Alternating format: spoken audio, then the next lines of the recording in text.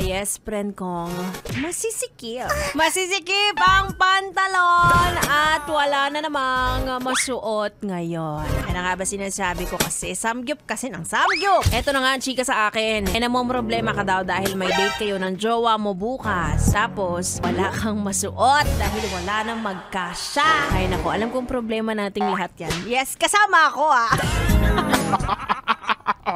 Kasama ako dyan. Although, wala naman kayong dapat ipag-alala dahil sasabihin pa rin naman sa inyo ng jowa ninyo na ikaw pa rin ang pinakamagandang babae sa buong mundo. Nakakainis no? Parang, ano ba? May salamin kami sa bahay. Alam ko kung anong itsura ko. Wag mo akong bulahin. Pero ang sabi nila, huwag ka na daw mag-deny kung talagang hindi nakasya at hindi mo naman kaya mag-diet overnight. Baka it's time na ikaw ay mag-upgrade na sa bigger size. Pero hindi para malungkot. Amo na lang bawian ng diet at saka exercise kung gusto mong magpapayat. Kasi yung iba mas gusto talaga nila na ilaman-laman sila sa katawan.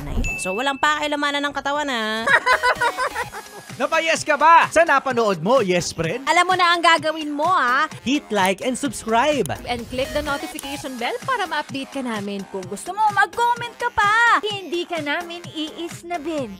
Go yes friend!